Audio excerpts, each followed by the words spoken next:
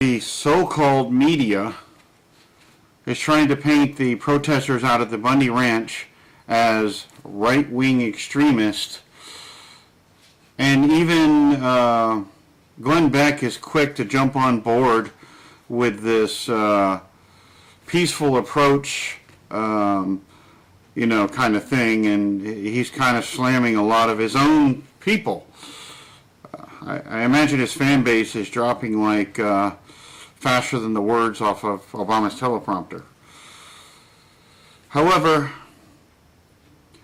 how dare we stand up to the federal overlords? How dare we say no, enough is enough? How dare we act like Americans? Hello, have you met us? Have you read our history?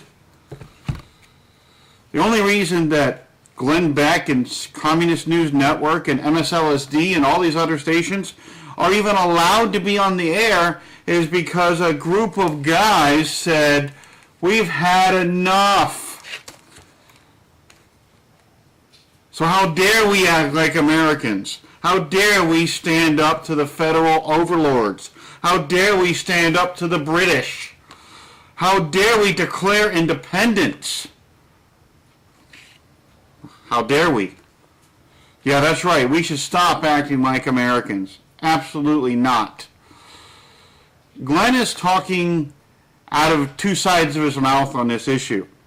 Because on one side he's like, hey, it's okay for the colonists to do it after so much usurpation. Again, the only reason that you guys have everything you have right now is this little book right here. You might try reading it. I know Glenn has read it. Or maybe you could even try reading this book. I know that Glenn has read that. And maybe you could take a close look at the scale of power. The more you exert over the people, the higher the scale goes, and the more tyranny you have. So again, how dare we stand up to our federal overlords and let them know who's in charge, who's the boss here. This government was created by the consent of the governed. But now you turn this conflict into a really simple one. Those who pervert liberty and those who protect it. There's no middle ground here. There's no mushy middle. If you sympathize with those who pervert liberty, you're no different than those who pervert liberty directly. So don't tell us that we're in the wrong here for standing up to the federal overlords. I'm sure the Jews would have loved to be able to stand up to their federal overlords at the time. Or do you not support that? Oh, wait a minute. The colonists stood up to the king. I got news for you. Americans don't like kings. So get it right. You're either for liberty or you're against liberty. It's that simple. And maybe you should try reading this little book too, right here. It's the reason you have freedom. It's the reason you can actually go on TV and spew your lies, all of you. Let me give you one more analogy before I sign off on this one. I'll put it in the form of entertainment. Captain America, the new movie that's out now, looks pretty awesome, right?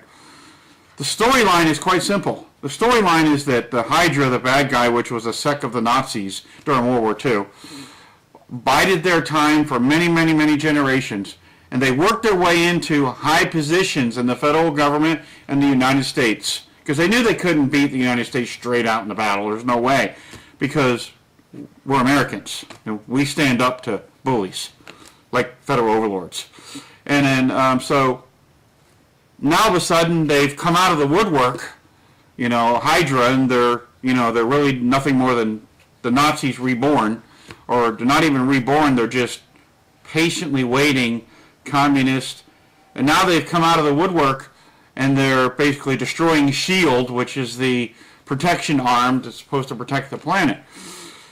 Now, how is that relevant to what we have going on now? Pretty obvious. I hope you see that. You've got infiltration at every aspect of our civilization. From our schools to our local government to our courts. There is no mechanism for us other than to stand up to the tyranny that's been imposed upon us.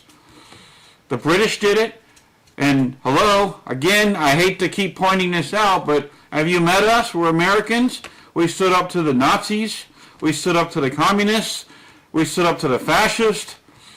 Kind of sounds like we have a history of standing up to bullies. Just a thought.